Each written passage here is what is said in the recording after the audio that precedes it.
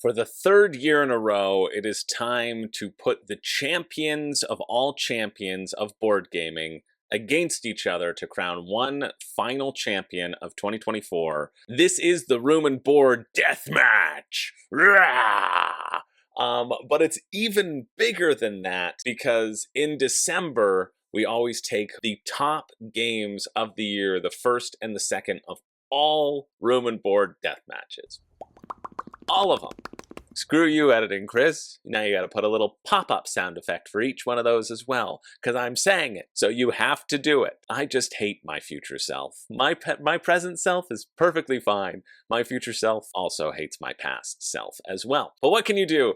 Here we are focusing on the past, the present, and the future. One of these games right here, will be crowned the champion of all champions. If you're new to this format, every month over on Patreon, we pick a new theme, a theme for the month. The current one that's going for January is the best of 2024. So all the games that were released in 2024, we're trying to pick the best of those games. And then we vote March Madness style, create a tournament bracket where only one can be crowned victorious as the definitive best game of that genre. So let's run through what they were. January, we had the best of 2023. It's always a fun way to start the year. February, we had the cute and cuddly death match. Only the cutest and the cuddliest creatures were going to come out on top. March, we took my top 31 favorite games and pitted them against each other to give me a new favorite game. Luckily, something happened with the space-time continuum and Rising Sun managed to stay on top. April, we dealt with the games that you wanted to play when you're suffering from burnout, right? When things are just a little bit too complicated, you want to just play a nice relaxing game.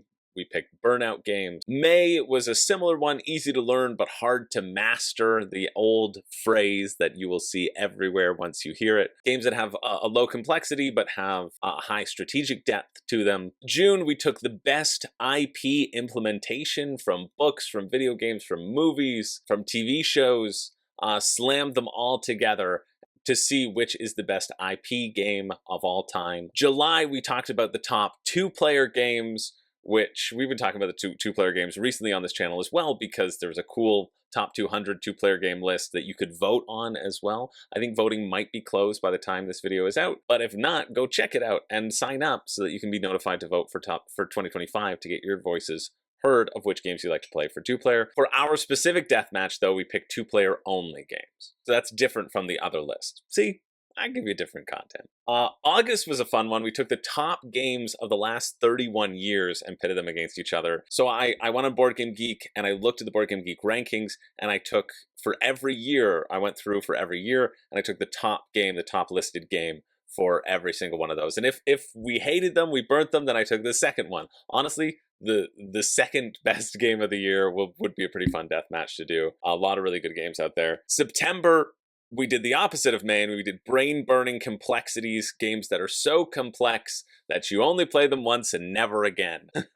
October, we took the best polyomino game of all time. And then in November, we took all the best holiday games, whatever holiday you wanted, and slammed them together and to see which one came out on top. That would have been the last one in this series that you would have seen. And then finally, now in December, to finish off the year, all of those competitors are fighting against each other, plus games that found that we had a lot of chatter in the Room and Board Discord. So if you sign up for Patreon, you get access to the Room and Board Discord, which is just a bunch of us who, you know, like being stupid, voting on stuff and chatting and having a good time. It's the one thing that I can give you for supporting the channel, because I don't like to keep any content behind a paywall. That's just not something that I'm interested in doing, nor do I really have the time to do it, to be fair. And so at least we can have this own like little private community for all of us. The avid Room and Board supporters, or those of you who've watched the channel for a long time, and if you kind of jive with me and kind of like me as a person, well,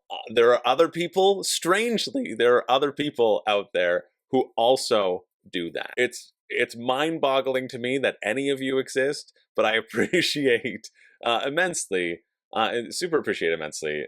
There are people who support the channel and make it feasible for me to spend as much time as I do on this. I'm happy to include this as one of my jobs.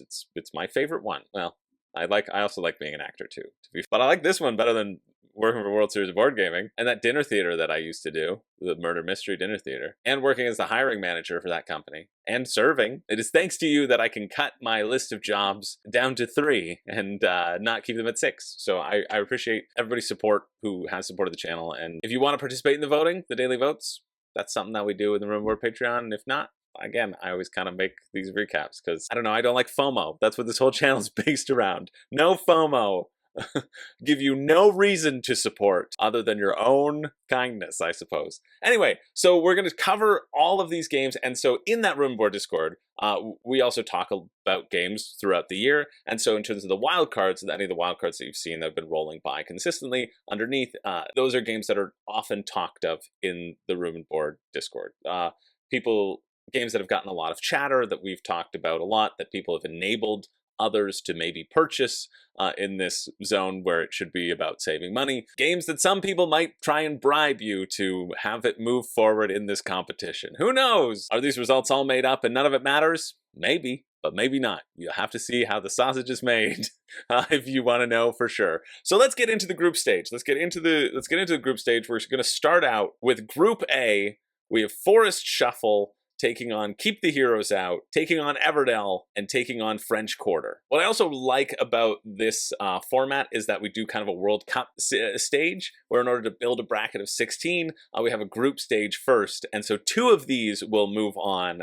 One will be ranked first seed, and it'll be against the second seed of another one, and the other one will be ranked second seed. So we have Forest Shuffle, which was 2024's best runner-up, I think, due to its, or best of 2023's runner-up, I should say, due to its inclusion on Board Game Arena. We've Keep the Heroes Out, which won the Cute and Cuddly Deathmatch, a very fitting win. We have Everdell, which was the runner-up in March for my personal favorite games, which is great because it was my number 3 game, so if I had to pick a new favorite and it was Everdell, I wouldn't be upset. And then we have the best game for Burnout runner-up, French Quarter, which is a roll and write. So I'll just break down each one of these just quickly in case you haven't heard of them. Forest Shuffle's very simple. You're going to have a hand of cards that are generally divided in half, and you can put them, so there's top half, bottom half, or left half, right half, and you can put them attached to creating this tableau left or right.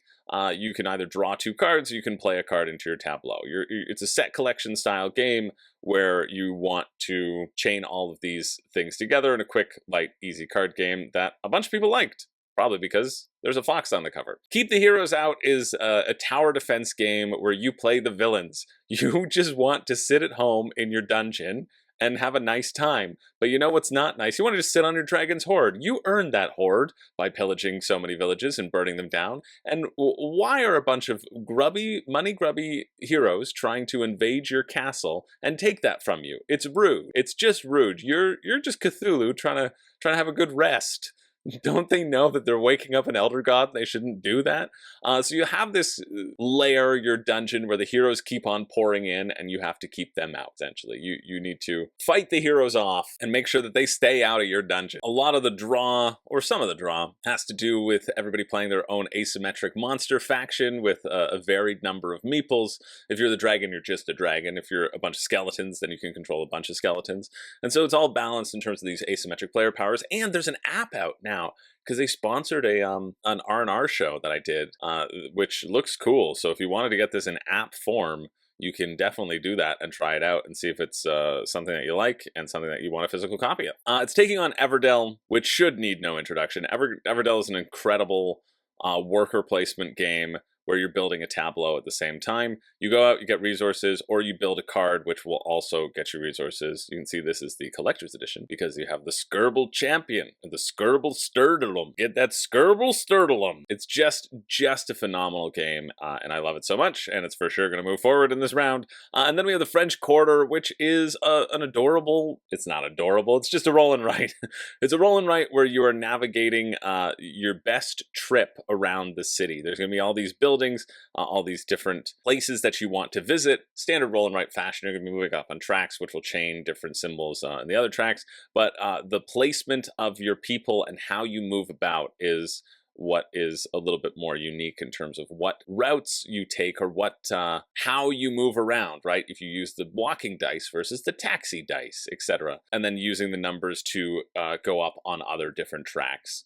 Is an interesting combo. I was at Geekway to the West, and somebody was walking by the French Quarter, and I said, "Hey," because it was around when French Quarter just finished, because that was in May. And so I was like, "Tell me if it's good," and they were like, "Hey, it's great, woo!" So there you go. That's a little review for you, because I've never played French Quarter. I kind of expected Everdell to win, which it absolutely does. It moves forward 22 votes, just the undeniable champion. Well, it's 20 votes, but it actually was 22 when I checked it right now.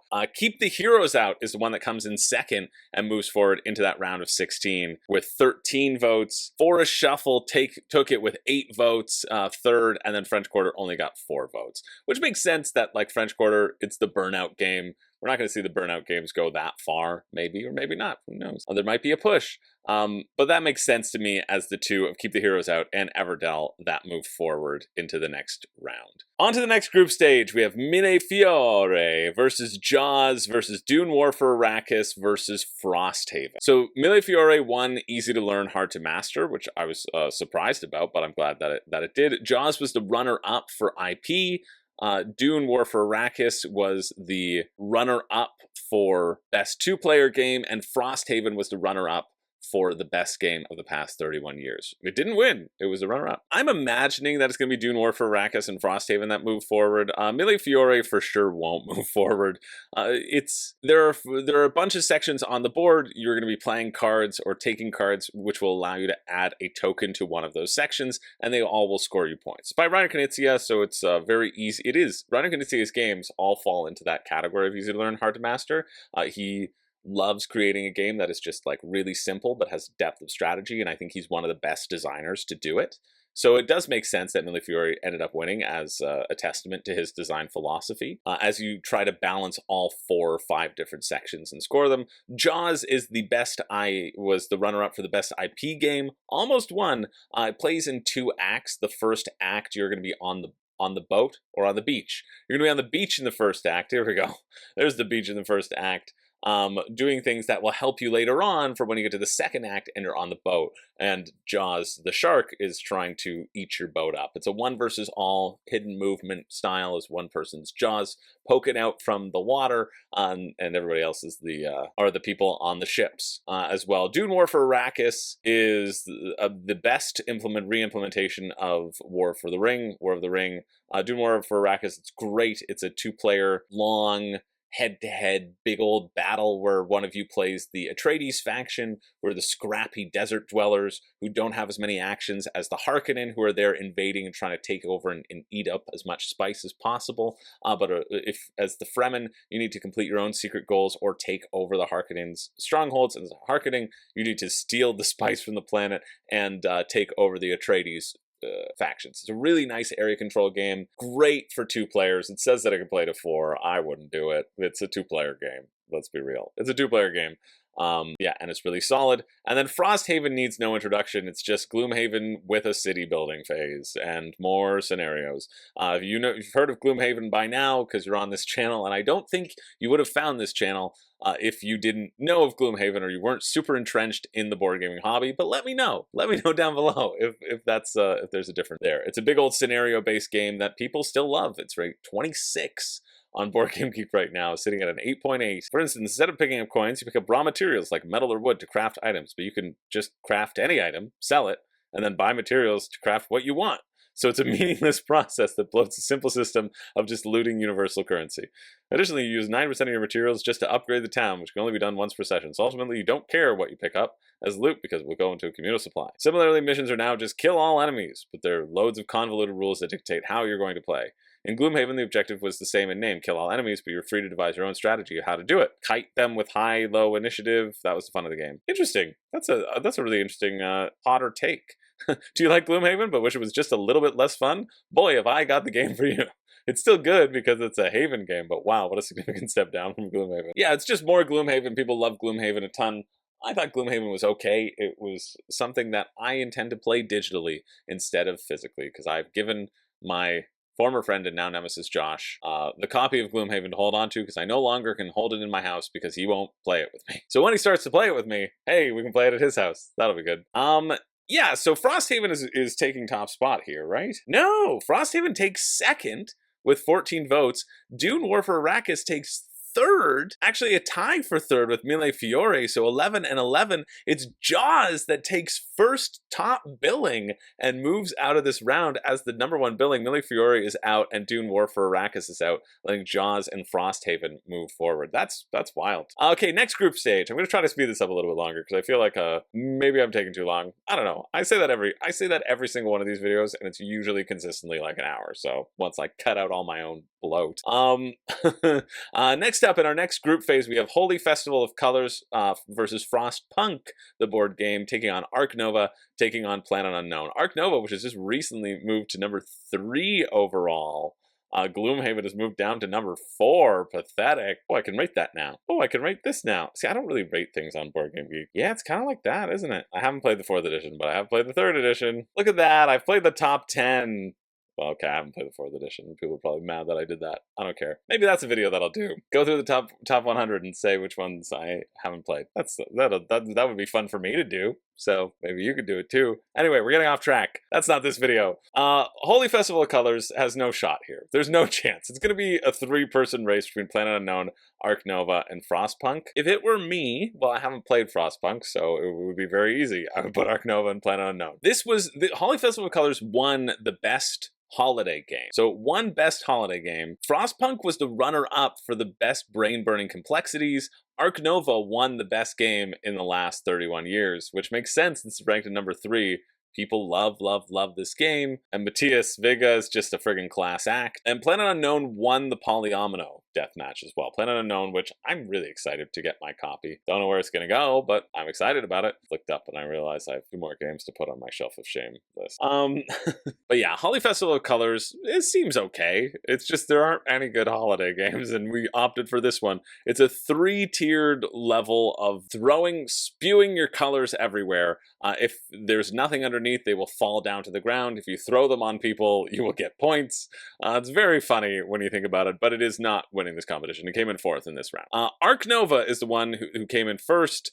You know Ark Nova, you are building your own zoo, chaining things together with the cards. The best part about Ark Nova is this really innovative 5-card choice. Where the later you wait in terms of activating your cards, the better the ability is going to be. It's kind of what made Sulkin so cool, but just in card form. Ark Nova is the one that comes in first in this group, moving forward with 19 votes. And so it comes down to Frostpunk taking on Planet Unknown. Planet Unknown is a phenomenal polyomino game. Everybody gets their own planet, everybody gets their own side corporation, and then whatever tile you take, you get to move up in those tracks. So simple, but so satisfying. All of your planets make you hate your life, and all of your tech make you love your life. Finding that balance between hate and love is where Planet Unknown shines.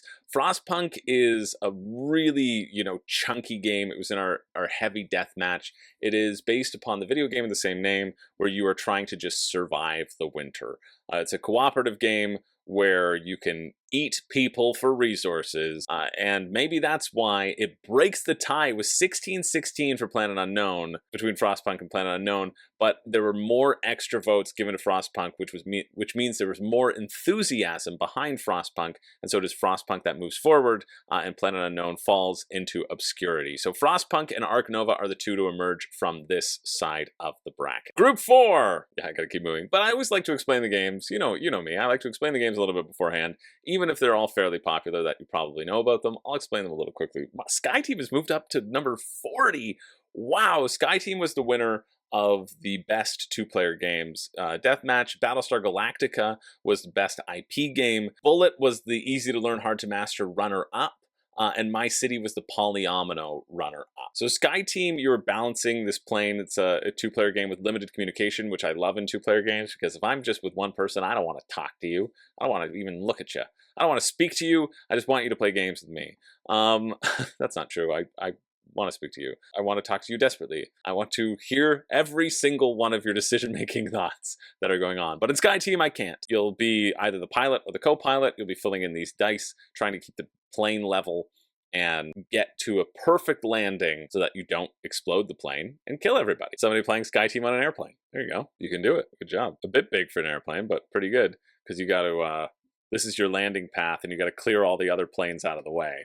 But it's about sensing, feeling out your opponent, balancing without knowing exactly what they have access to. It's pretty fun. Battlestar Galactica is an old classic. It was re-implemented by Unfathomable, which is a Cthulhu-themed game, because they lost the IP. But we're talking about the IP one, where you have the ability to shout, "You're a frackin' Cylon," to anybody else around the table. You might be a Cylon, you might not be. The Cylons are trying to stop the ship from getting to Earth, and the non-Cylons are trying to get the ship to Earth. You're going to make a series of jumps, and to do so, you have to do things cooperatively around the ship and make sure that the ship doesn't get blown up by all the fighters around the outside. Bullet comes with a number of different modes. Essentially, you're getting all of these tokens that are going to drop into your rows, and you want to assemble them in different patterns and configurations to shoot them out at a different enemy. It's either a communal enemy that you're all attacking, or you're just attacking solo, or you're shooting them back and forth at each other, trying to fill up each other's columns so frenetically so that one of you gets overwhelmed and can't do it. Essentially is what Bullet is. And then My City is a fantastic legacy game, which I recently did my top games of 2024, and I played My City online, because I've only played it online. You can start a whole campaign on Board Game Arena, and this should have made the list. It absolutely should have made the list. I can't believe it didn't. I'm so mad that I forgot to include it. But My City is so simple. You start by placing a tile next to the river, and then every other tile you place has to touch an existing tile. And there's a number of different scoring conditions that ramp up over the course of an ever-evolving scenario. But everybody places the same thing, and you would think that everyone's strategy would be the same, but it drastically differs as you go through. And that's what I think makes this game so exciting. And the initial placement is like, hey, get groups of the same color together. But then there's this, and then there's this, and then there's this. So it makes for just a really, really exciting game. I hope My City gets out of here alive. I don't know what's going to get... I mean, Sky Team, maybe. I don't think Bullet's moving forward. I think Bullet is just sort of too hidden. Not enough people have played it, but I know the people have played it like a lot. I hope My City gets forward. I imagine Battlestar Galactica will move forward, although I probably would want to see Sky Team and My City move forward, which I never thought I would say, because I thought Sky Team was hyped up, and then I played it, and I was like, yeah, you know, right, it's good. But I'm completely wrong. It's Bullet that actually gets the #1 spot. Bullet gets 14 votes, and then Battlestar Galactica and My City tie with 13-13, but Battlestar Galactica beats out My City in the tiebreaker, again having more extra votes. Oh no, My City is gone in the first round? I forgot about that. And Sky Team also falls. We're left with Battlestar Galactica and Bullet as our two competitors for this group stage. Moving on to the next one, we have Trogdor taking on Rising Sun, taking on Flamecraft, taking on Cloudspire. Trogdor, which won the Burnout matchup. Rising Sun, which was crowned as my favorite game, and certainly not Anachrony. Flamecraft, which was the runner-up, I guess, for Cute and Cuddly. I thought Flamecraft should have won Cute and Cuddly. And then Cloudspire, which was the winner of the most complex deathmatch. So Cloudspire is a fairly in-depth game that is hard for me to describe how it plays, but it's about this sort of optimizing of your base. You're going to be putting out different units which can claim sections of the board, which can give you more action points, essentially more mana to like upgrade your base a little bit better and produce more units.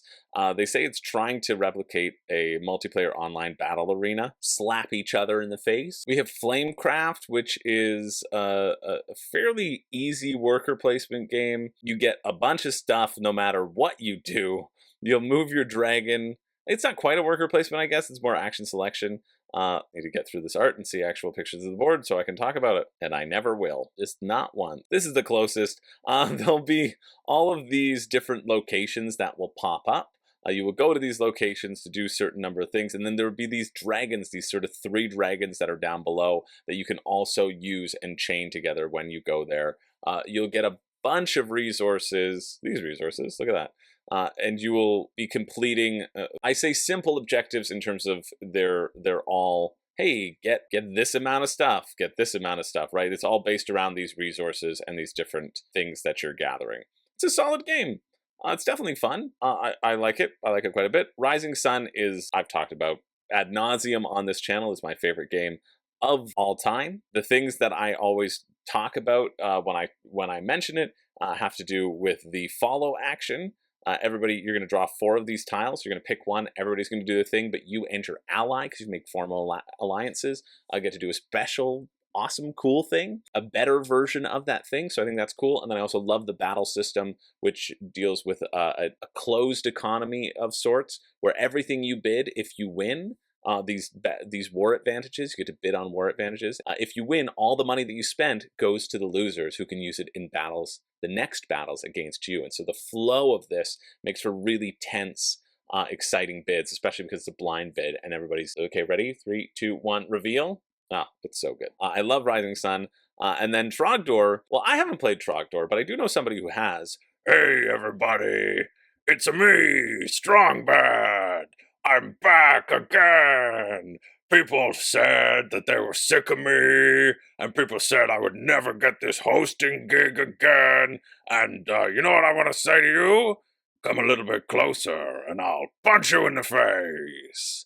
You ever seen somebody with 2 big old boxing gloves ready to punch you in the face? Well, now you have. And you know what somebody might do to get over burnout? Is burn more things! It's Trogdor! You want to move around, you want to burn the peasants, you can see this little peasant, his head's on fire, that's the way the peasants' heads need to be, just burning all over the place. You see this thatch roof cottage, you want to burn that cottage. You know Trogdor is the champion of the champions, right? And you know that Strongbad is gonna be here anytime Trogdor is mentioned. So look at that. Look at that big beefy arm. And the consummate V's on his body. I said consummate V's. Consummate V's. Do a little zoom in for me, Chris. Yeah, look at those. That is a good dragon. That is a nice that beefy arm. Oh, anyway, Trogdor, the best part about Trogdor is that you can destroy things, that's true. And also, you can burn everything to the ground on this print and play version. Yes, that's true as well. But the best part about the Trogdor is that it's just a good time. It's just a good time. And so I'm happy to report that it's Trogdor that moves forward as the #1 game of the bracket. Fact check that for me, Chris. Yeah, no, that is true, Strongbad. It is very surprising that Cloudspire does not make it out of the bracket. I thought Cloudspire was going to make it out of the bracket. And Flamecraft, this was a tough group. This is a really tough group because Flamecraft is also well loved, but Flamecraft and Cloudspire, they both fall because it's Rising Sun, too, that inexplicably makes it out of the group stage, which makes me so happy. I expected it to be Cloudspire and something else. I wasn't expecting Trogdor. Nobody expects Trogdor. We're like the Spanish Inquisition, but with a beefy arm and a dragon. Yeah, I mean, that's true. That's fair. That's very fair, Strongbad. And so it is Trogdor and Rising Sun that move forward. Who cares about the Rising Sun? It was a Trogdor that moves forward. Yeah, I said that. And I guess Strongbad moves forward with it as well. Flamecraft and Cloudspire are eliminated. So we're moving on now to the group brackets, the wild card brackets. We have Dice Throne and 20 Strong. 20 Strong, which did win the 2023, the best of 2023. We have a lot of solo players in the Discord, and they quite enjoy the 20 Strong system. And then Dice Throne, Santa v Krampus, which I thought was going to win the best holiday game, but it just came up short. It is facing off against 2 wild cards, Midara, Unintentional Malum Act 1, and Slay the Spire of the board game, which is sitting at 106. Wow, that's really moved up. I kind of feel like these wild cards have the better chance at competing. 20 Strong I did a review on as a non-solo gamer's perspective, so to speak. I thought the base game, the Solar Sentinels, was meh, just fine. I thought Too Many Bones version was fun, and I really enjoyed the Hoplomachus version of 20 Strong. Do I enjoy it enough to keep? I don't know. Probably not. I don't really play solo games. I should put that on the cull pile, really. Oh, that'll be a good bundle for people. Then we have Dice Throne, Santa vs. Krampus, 2 great characters. Honestly, like, objectively, they're not like the best characters of Dice Throne, but it's fun to have the seasonal theme does a lot of the weight for them. I do like Krampus. I like adding in the Krampus's special little misfit toys. And there is a card is called like being naughty that Santa can play, which I really appreciate. It's like naughty or nice. So Santa has one ability that's like naughty or nice. And so you can activate it and then you roll a dice, and 66% chance you'll get nice, 33% chance you'll get naughty, and then you'll be able to deal a bunch of damage to Krampus or to whoever you're fighting. And then Santa also has this card, which is like play, it's like very naughty, where the player has to apologize to you or else take 2 additional damage. And it might be my favorite card. I have only played it once, and to be fair, I was expecting it to feel a little bit better. The apology didn't feel sincere, and I felt like I was coerced into not dealing the extra 2 damage when I didn't get a sincere apology for the other player being clearly so very naughty that Santa had to come and give him some coal. Oh no, Krampus gives coal. Santa gives eggnog and cookies and cheer. Anyway, it's a very funny card, but it's up against Midara, which is a huge cooperative choose-your-own-adventure style board game. It's JRPG fashion. Midara was one of those games that I really almost purchased back when it was funded.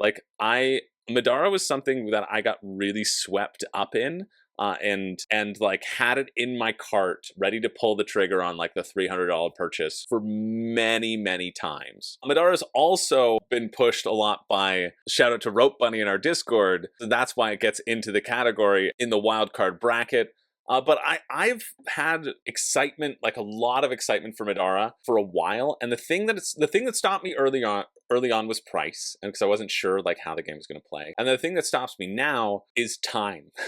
You know, I think this is another big sprawling campaign that I have a hard cap of campaign games that I'm not allowed to get anymore. Just any of them, none, until I play through the ones that I own or sell the ones that I own. I got too many. I have Iridia, I have Aetherfields, I have Trudvang, I have Daenerys Adventures, I have Lands of Galzir. Just remember seeing stashing up there. I have Fractal-ish. I have too many. I have too many campaign games, so I cannot get Midara into my household. But there was some bribery going on in the Discord. Rope Bunny saying that if Midara does make it to the end, that they were going to offer a giveaway to people in the Patreon as well. Look at that! Hey, there's a perk.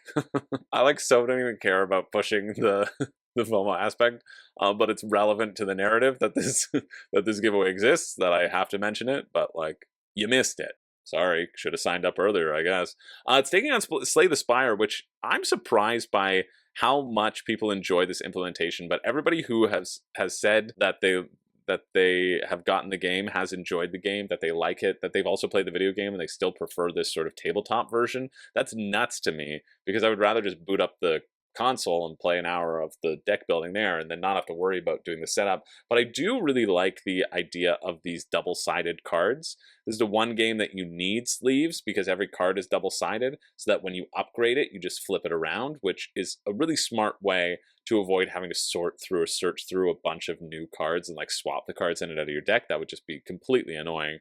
So I think for that, I really like the efficiency of it as well. And I know people are really enjoying this game. I imagine Midara and Slay the Spire are the ones that move forward here. And yeah, it wasn't even close. Well, it was kind of close. But yeah, it is Midara that takes the first seed with 15 votes, potentially propelled with that giveaway enticement.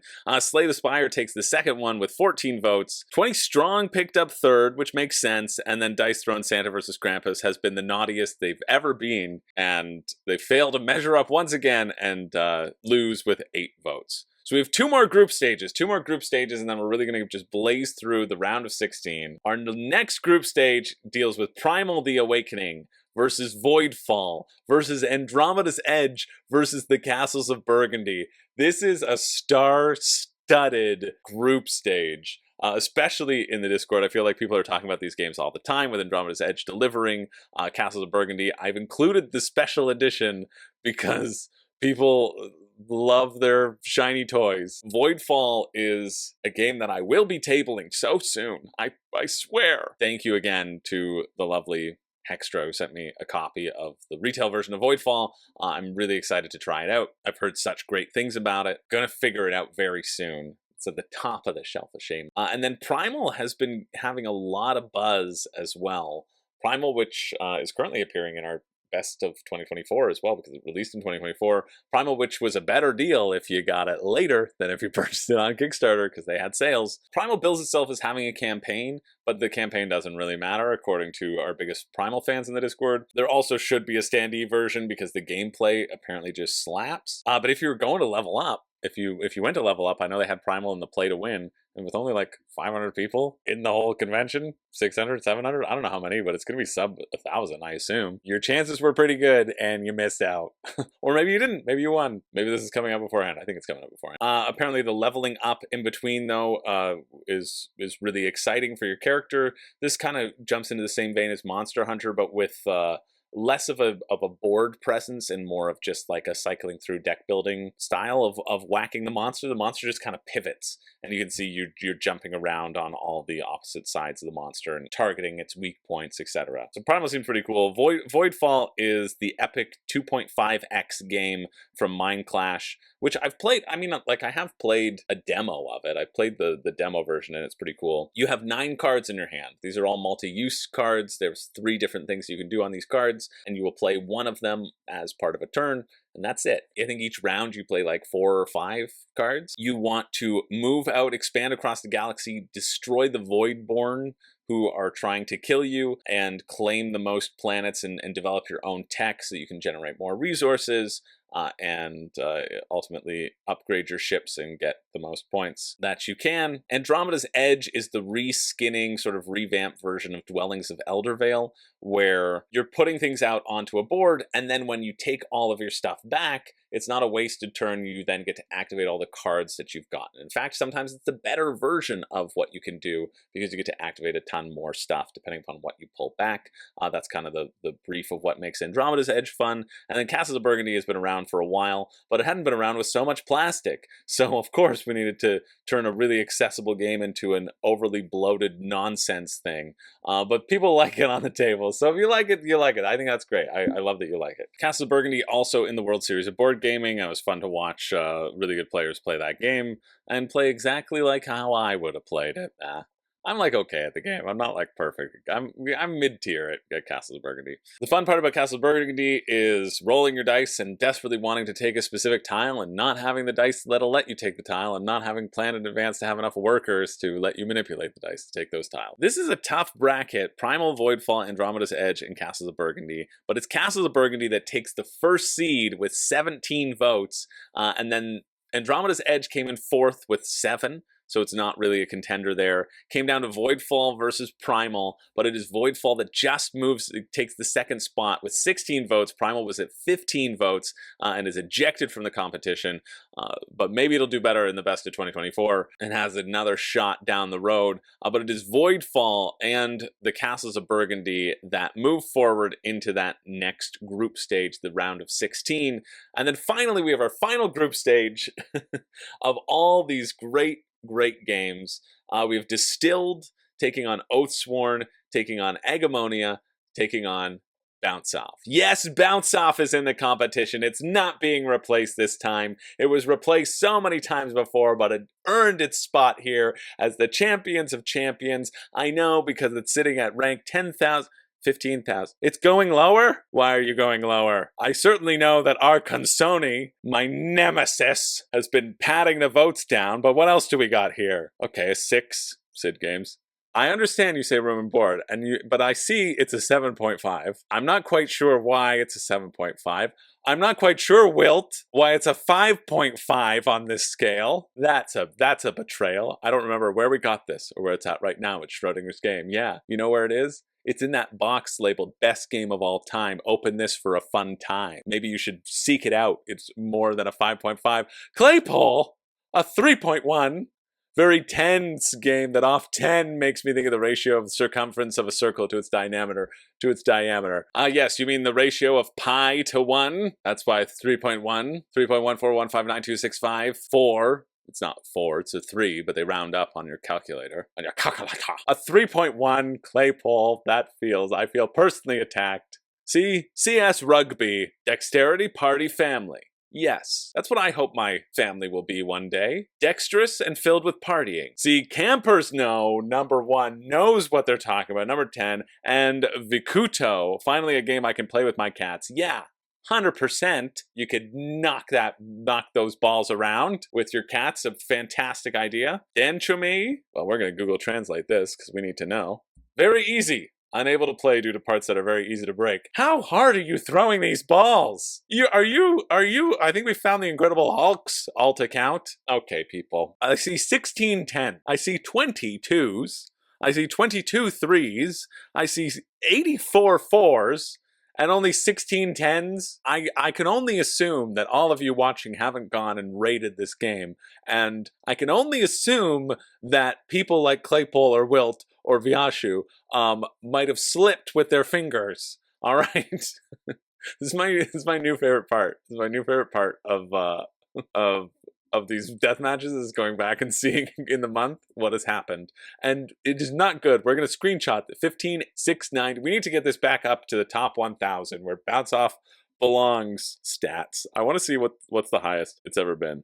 Average rating, overall rank, historical rank. Yeah, give me the historical ranking for Bounce Off. It doesn't exist. Oh yeah, it does. Okay, 16,000. Oh, this is 6 months. Oh, we had a bump there to 15,000. Wait, it was down to 16,000. Okay, we need to see 1 year. It was down to 17,000. We need to see all. Oh my goodness. Yeah, okay. In 2016, it was ranked 6,000, and it's been a steady decline ever since. 2020, 11,000. Okay, I guess I never saw it at 10,000. That was just my mind making tricks on me, because I didn't make any videos before 2020 or before 2021. Oh, we're on the upswing. So we are on the upswing since January, since the all-time low. I feel like I might be having the opposite effect. All right, let's actually focus on the games that might make it through. Well, Bounce Off really could make it through, because this is the chance for Bounce Off to be crowned Champion of Champions. And to be fair, Game Bounce was crowned honorary Champion of Champion last year, I believe. What time is it? Bounce Off. All right, the other ones that we have are Distilled. Distilled, which is going to be very popular, especially because we have the person who developed the online BGA version. If you like playing Distilled on BGA, you can thank my lovely patron, Sucrose Supreme, who developed that. Distilled is a great little game. Like, it's super fun. It's all about the market phase, and it's surprisingly not as repetitive as you would think, depending upon what different recipes you have available to distill, and what cards are out in the center. So you have this market where you can get premium ingredients, you can get bottles and cauldrons, barrels to distill things in, and you can get some upgrades for your own particular distillery. You'll be purchasing stuff from the market and the base market, which you'll be purchasing like your yeast and your water. You're going to mix all that together, you're going to shuffle it up, you're going to take a couple cards out, and then you hope that you still have a good spirit that you can then either produce and sell immediately, you can put it in a bottle for more points, or you can distill it, well, I guess you just distilled it, you can age it in a barrel, which will get more and more flavor as you go along, which will then be even more expensive. You can sell for more coins and more points down the line. It's a fun game, definitely fun market game, and it's up against 58. Two different campaign games. Oathsworn, which kind of took the campaign game scene by storm. They did, wow, these are probably spoilers, but I don't care. The whole bit about Oathsworn is that the story is very in-depth. People love the story of Oathsworn. They talk about it a lot, and they also love the cooldown aspect of the cards. I think that's what's really neat, is that your cards kind of cycle around in this cooldown aspect. So you get those cooldown skills, that feeling of that. Eggemonia, you have all these sort of stamina chips. You have the chips as like your actions. There'll be multiple different boards that you'll face off, and there's a lot of story elements too. In Eggemonia, it's like, go to this spot and talk to this person and investigate this person, and you do so while also fighting monsters. So you find that battle of like, oh, kind of the Fire Emblem thing is what it feels like to me, where you're like, yeah, I got to go over here and talk to this person while this battle's happening. And maybe you'll miss talking to that person, maybe you won't. Different things will shift the landscape of the battle. They can't beat Bounce Off though, because you know what time it is? Bounce Off. It is Bounce Off that gets the majority of the votes. Yes, it does. And you know what? I'm going to go look.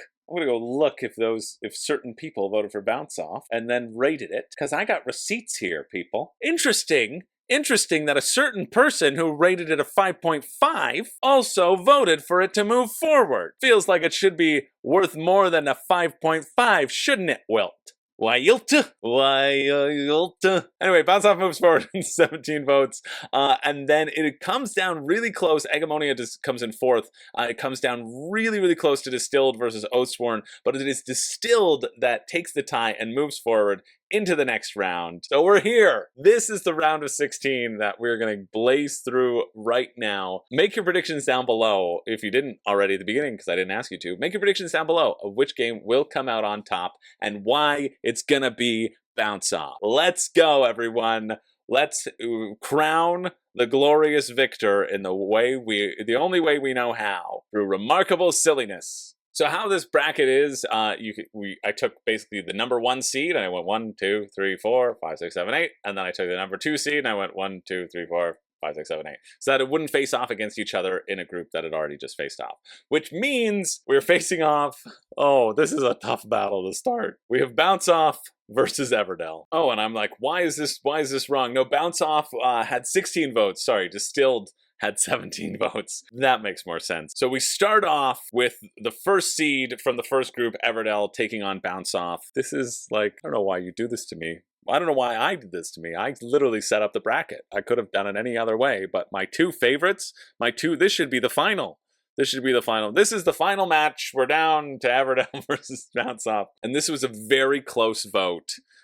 Bounce Off is a strong competitor. The vote ended up being 17-14 for the winner, but unfortunately Bounce Off couldn't measure up against Everdell. It spent all of its joy and resources in the first match and ended up with, oh man, this shirt is friggin' soft. It looks like a hoodie, but it's not. It's a shirt. Into the AM. It's into the AM. Maybe he's born with it. Maybe it's into the AM. It's Bounce Off that unfortunately loses to Everdell in a 17-14 vote. See, that one was quick. Now we know what the games are. Now we can blaze through. Next up, we have Frosthaven versus Voidfall. This is a tough one. This is a really tough match. I mean, my Discord is nuts about Voidfall. Some might say too nuts about Voidfall. And then others might say, how dare you speak to the Void Brethren that way? So, you know, a little of this, little of that. Frosthaven, I mean, I would vote Voidfall here. I love a good crunchy Euro over a campaign game. I think we're done with campaign games. Let's make 2025 the year of no campaign games, or the year of finishing all of your campaign games. Maybe it's the year of campaign games. I don't know. The year of no more purchasing campaign games. That's the year of 2025. Frosthaven should lose to Voidfall here. And there were a lot of votes back and forth. Voidfall was winning on, like, the normal vote, but there was a huge extra vote push of people who love Frosthaven or just wanted to see Voidfall burn, one or the other, and it is Frosthaven that moves forward in a 19-17 vote. I probably would have voted for Voidfall, again, just because of that campaign game structure, but Frosthaven is a huge behemoth of a competitor and wants to earn its spot over and over and over. So Voidfall, sorry, you burnt. And also, you're a baby game for babies. Arc Nova is taking on Slay the Spire. This might be a really tough matchup. I'm still very surprised. Maybe just because of the general vibe of the Discord is like campaign heavy, miniatures heavy. And so I'm always surprised when Arc Nova shows up and Arc Nova gets a lot of support, but it did get a lot of support. Slay the Spire does have a lot of support though. Looking back now, the vote would change. There was just one extra vote down, which would have changed the outcome, but unfortunately it wasn't to be. When I called the vote, because I call the vote every sort of 24 hours, the vote was called 16-15 for one of these games. I'm really tempted by Slay the Spire. I feel like I need to play it. Because I've played the video game and I quite enjoy the video game. I just have never felt the pull of the board game that much. But the fact that people keep talking about it and people keep really liking it, I feel like I have to play it at some point. But it is Arc Nova that moves forward in a 16-15 vote. Slay the Spire is eliminated from this competition. Arc Nova is the one that moves forward, which was also surprising to me, maybe because I feel the passion behind Slay the Spire a little bit more than I feel the passion for Arc Nova. Very surprising to me, but it is Arc Nova that moves forward. And I mean, it's not that surprising. It's number 3 on Board Game Geek. People love this game. Next up, in what I would refer to as maybe a little bit of a weaker match, we have Bullet taking on Trogdor. Who are you calling a weaker match? Deathmatch. You want to talk about baby games for babies? That one was eliminated 2 rounds ago. You make a good point, Strongbad, but what do you have to say to the people who say that Bullet is mechanically better and that Trogdor is just carried by the theme and the art? I'd say to those people, you don't even know what a good theme is. Well, I think they do. I think that's why they're saying that Trogdor was carried by the theme. And You be quiet, or else you're gonna be on my bad boys list. Now, Chris, let me call the vote on this one. all right, you can read the results, I guess. I'll tell you this, people. Trogdor wins in an 18 to 16 vote, and it doesn't matter that there were a couple extra votes added on for Bullet to make it a tie. Because when you go back in the Trogdor's history, you'll see that it had an enormous amount of support.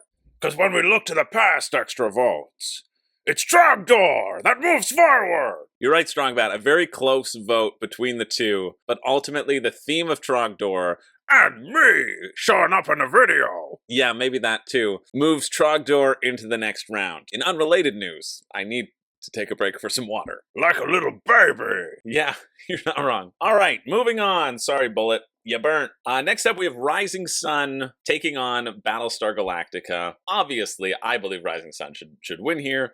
What does Board Game Geek think right now? I bet Battlestar Galactica is higher. Yeah, 109 to 141? Ugh. What was the highest Rising Sun's ever been? Highest it's ever been is 50 on BGG, and that was around when it came out. 2018. Yeah, I think I got mine delivered in February 2019. And that's Canada, so, you know, we were ranking it. And then there's been a steady decline until we're 141. And so this one is really close. I wasn't sure how this was going to shake out. I know people love Battlestar Galactica. Again, it's one of those games where it's such an epic event. But I guess Rising Sun is an epic event as well. Like, Rising Sun will take you 3 to 4 hours. I just don't think of it as an epic event, maybe because I've played it so much. But I guess Battlestar Galactica can take you like 4 to 5, 6 sometimes. So maybe a little bit more. I don't know. Rising Sun's equally epic. It's equally epic. And it came down to a tie. It was 13-13 for both of these. Both of these had the same number of extra votes in this round, and so the tiebreaker, like what we saw with Trogdor and Bullet, what Strongbad was trying to describe to you, is you turn to the previous extra votes. So if there's still a tie, you go back to the next round, the previous round, and see how many extra votes people put on. Again, showing that enthusiasm, showing that additional backing.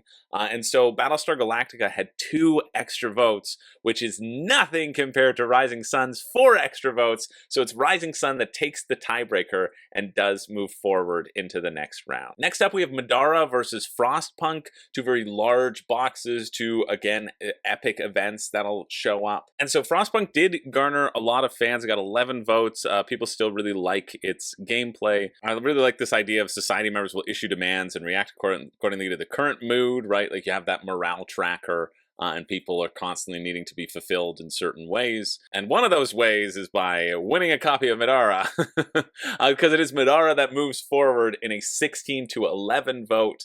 Again, the campaign fever once again running rampant in the Ruined Board Discord, like many other things that run rampant around there. So it's Madara that does move forward into the next round, which Madara versus Frostpunk, I'm more interested in trying Madara personally as well. So I guess I have a little bit of campaign fever in me as well. So we've got next round, we have Castles of Burgundy taking on Jaws. I don't see how Castles of Burgundy doesn't win here. I was surprised that Jaws made it through the first round, but Jaws was the number 1. I might have screwed something up here, because Jaws was, I think, number 1, and Castle of Burgundy was for sure number 1. I might have put 2 number 1s against each other. It doesn't matter. People have to justify to themselves that they spent $200 on a game they could have gotten for $50, and it is Jaws, unfortunately, that is unable to measure up. But way to go, Jaws, for making it out of the group stage. I think Jaws is a game which I would like to try as well. A great thematic implementation, a good price that you can find very mass market, which I appreciate. So I like that a lot, but it is Castles of Burgundy that takes out Jaws and moves forward in a 20 to 10 vote. And then finally we have Distilled taking on Keep the Heroes Out. This one's tough.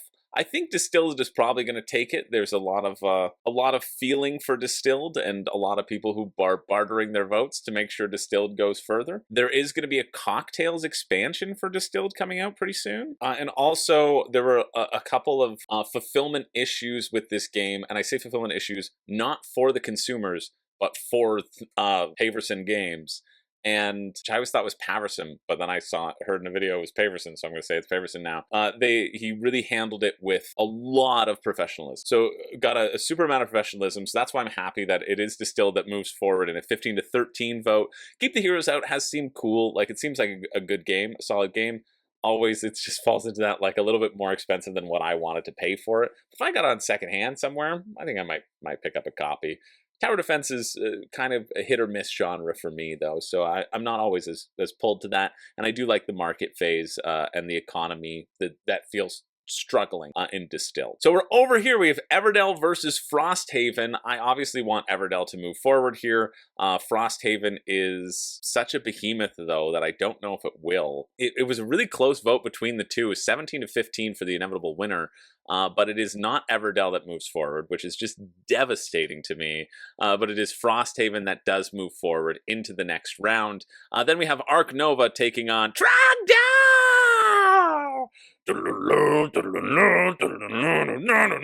Trogdor was a man, or no, he was a dragon man, and the dragon eats animals, and it burns all the animals and the peasants, but in this case, it's the animals. Sorry, there's only one animal that you need, and it's a man, but it's a dragon man, and it's me, Trogdor. Well, I guess it's not really me, but I do have some. Oh, look at that! The consummate V. Trogdor gains diagonal movement for this turn. What a beautiful card. You know what Trogdor also gains? Diagonal votes for this vote. Let me tell you something. Board games are about fun, okay? Board games are about coming together with your friends. It's not about sitting for 3 hours not speaking to each other while you pretend to interact with each other, but you don't really have any interaction except for the little bits of the market, and I guess when you do the association act and beating people to that section, but really it's just about getting the good sponsor cards. You don't have any of that in Trogdor, okay? You have Trogdor. You just have Trogdor. You have me telling you about how great Trogdor is. You have the cult of hooded creepos calling themselves the keepers of Trogdor. That's where you come in, you little creepo. Don't you want to be a creepo instead of a peepo or a zoo animal? It kind of makes sense when you say it like that.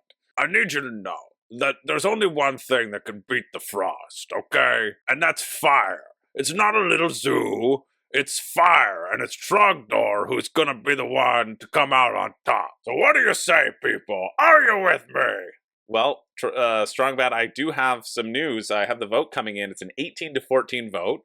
Yeah. And yeah, I am sorry to tell you. What? No, it can't be. That you're going to have to stick around here for a little bit longer because Trogdor inexplicably takes out Arc Nova. The number 3 game on Board Game Geek has been taken out by the number 3221. Yeah, it's a count up. 3, 2, 2, 1. Because Trogdor's gonna 2-2 win. Yeah.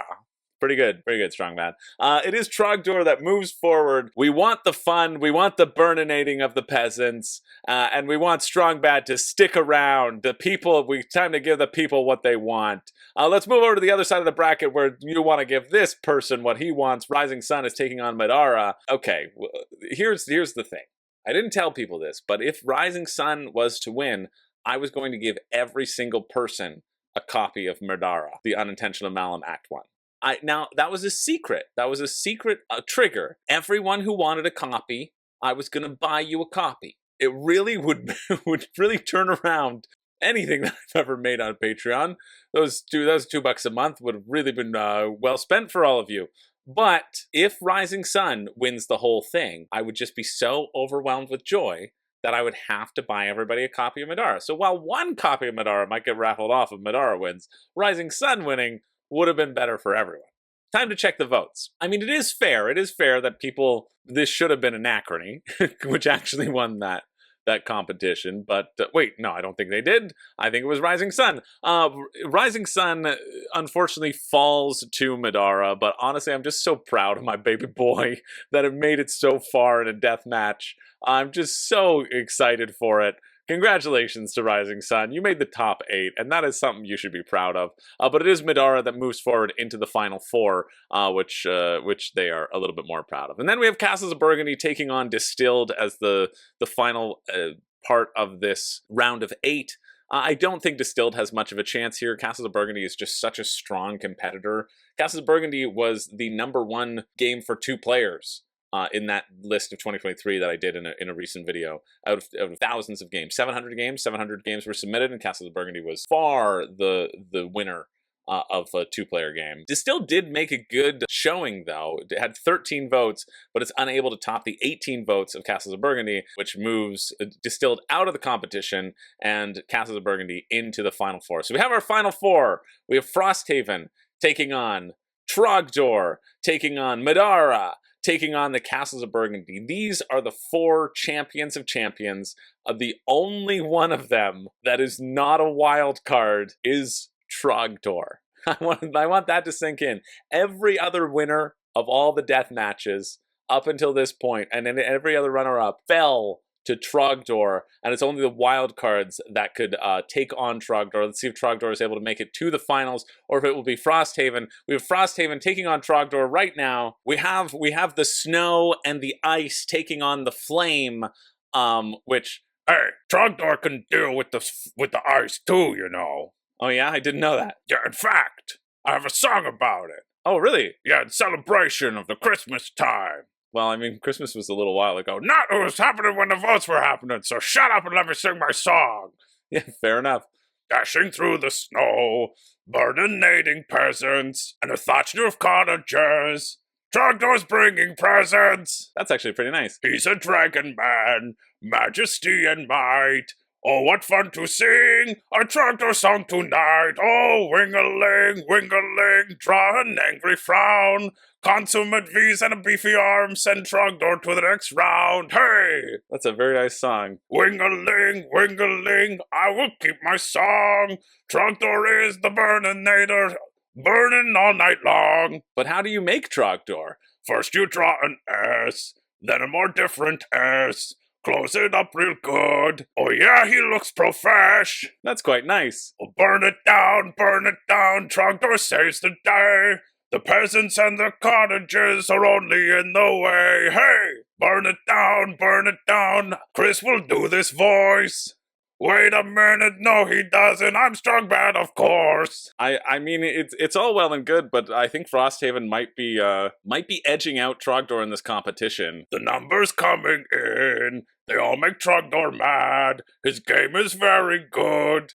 All others are all bad. The frost might make it hard, but Trogdor ain't no wimp. He'll burninate the villages like a motherfucker pit. Okay, whoa. Trogdor, Strongbad. We're not here for that sort of language, okay? You're out of order. You're out of order, sir. I'm going to have to eject you from this competition. Sorry, Strongbad, and sorry, Trogdor. It is Frosthaven that moves forward in a 16-11 vote. Trogdor's dreams of burninating all the way to the championship, unfortunately, go up in smoke. No! The system is down. The system is broken. The system will never be good again. Sorry, Trogdor. Sorry, Strongbad. We're on to the next round. We have Madara taking on the Castles of Burgundy. Possibly Madara's hardest competition yet. People love Castles of Burgundy, but they love Hope more. Castles of Burgundy falls 13-20, and I don't think Madara would have moved forward here. I think Madara could have moved forward in all the other situations without the carrot of the potential giveaway happening, but I don't think it would have beaten Castles of Burgundy realistically without that carrot. However, it does move forward in a 20-13 vote, and we are here at the finals with 2 campaign games. You love what you love, board gamers. You are declaring this in one voice, that we love campaign games and nothing else. It is Frosthaven taking on Madara. One of these campaign games will be the campaign game to win them all, and the other will fade into obscurity. This was a very close vote. Came down 12-14. One of these games is about to be crowned the champion of all champions, and it is no other Then Midara, Frosthaven is eliminated from the competition. Perhaps it was bribery. Perhaps it was just pure excitement from people who love the game and wanted Midara's time in the sun to shine. It is time to celebrate Midara. It is time for Midara to be sung throughout the heavens. The praises of Midara are to be loud and proud. Midara took down 20 strong and Santa versus Krampus in the group phase. They took out Frostpunk. They made sure the sun never rose again. It eliminated Castles of Burgundy, and then finally, it also eliminated Frostpunk to be crowned the champion of all champions. And then Rope Buddy's going to send out their copy to somebody in the Discord, which is also cool. That's probably done now, so you shouldn't sign up just if you're hoping for that. But you should sign up for Patreon if you want to support me. Thanks so much, everybody, for hanging out. Congratulations goes out to Midara, our champion of champions. The crowning jewel of board gaming in 2024 was the wildcard Midara. The Unintentional Malum Act 1. Unintentional Malum Act 2, I think, is scheduled for this year. I saw him when I was looking it up. Boom, Act 2, scheduled for this year. The second part is going to come out. The story continues, new locations, a ton of stuff. This was the most anticipated game of 2022, so clearly they're just pushing the year out. But maybe it'll happen this year. It doesn't matter. You know what you can do? You can go get yourself Act 1 of Midara Unintentional Malum. Congratulations to our victor. Wait, I want to go back to this. Playing time, 60 to 2,400 minutes. Get ready for the longest game session of your damn lives. Thanks everybody for watching. Again, if you want to participate in the voting and the shenanigans, you can sign up for Patreon. You can support the channel, which I do really appreciate. But if not, hey, I can't do anything about it. Enjoy your free content. I'm not worth $2. I understand this, and I hold this deep within my heart as an unequivocal truth. So what can you do? Thanks everybody for watching. My name is Chris George. I do not have a catchphrase, but I want to thank you for being here, and thank you again to Strongbad, my co-host, for being here. Strongbad, what do you got to say to take us out? I gotta say that next time, Trogdor's not gonna take any prisoners. He's gonna burninate everyone. Yeah. Yeah, it feels like a broken neck. It does. It certainly does. Well, I have to say to Midara, you done a good job there, murderer. Marjorie? Margaret.